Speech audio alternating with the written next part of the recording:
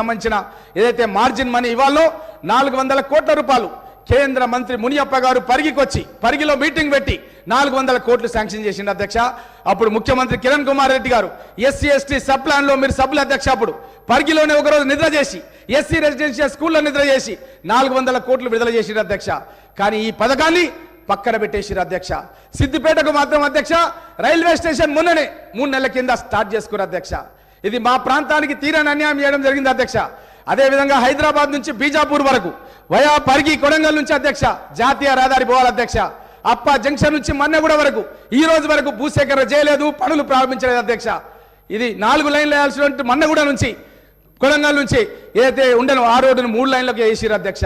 ఇది మా ప్రాంతానికి మేము శాంక్షన్ చేయించుకునే అధ్యక్ష. కేంద్రంలో కాంగ్రెస్, రాష్ట్రంలో కాంగ్రెస్ ఉన్నప్పుడు శాంక్షన్ చేయించుకున్న పథకాలని ఈ బీఆర్ఎస్ ప్రభుత్వం వచ్చిన తర్వాత మా ప్రాంతానికి తీరని అన్యాయం చేసిరు అధ్యక్ష.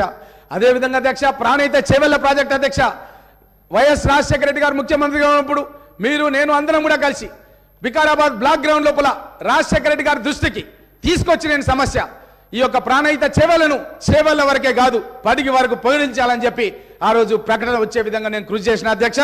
ముఖ్యమంత్రి గారు నా పేరు తీసుకొని వికారాబాద్ గ్రౌండ్ అనౌన్స్ చేసిన అధ్యక్ష. ఈ యొక్క ప్రాణహిత చేవెళ్ల ప్రాజెక్టును పరిగి వికారాబాద్ ప్రాంతాలకు పొడిగిస్తున్నామని చెప్పి ఆ రోజు ప్రకటన చేసిన అధ్యక్ష. కానీ ప్రాణహిత చేవెళ్లను రీడిజైన్ లో భాగంగా అధ్యక్ష మన ప్రాంతానికి ట్రాన్స్ట్రా ఇండియా అనే కంపెనీకి 1100 కోట్ల రూపాయల కాంట్రాక్ట్ ఇచ్చారు అధ్యక్ష. ఇచ్చిన కాంట్రాక్టును రద్దు చేసిన అధ్యక్ష. రీడిజైన్ పేరిట గోదావరి జలాలు ఆదిలాబాద్ నుంచి సముద్రానికి పోయే నీళ్ళని కాలువల తీసుకొచ్చి మన చెల్క పొలాలు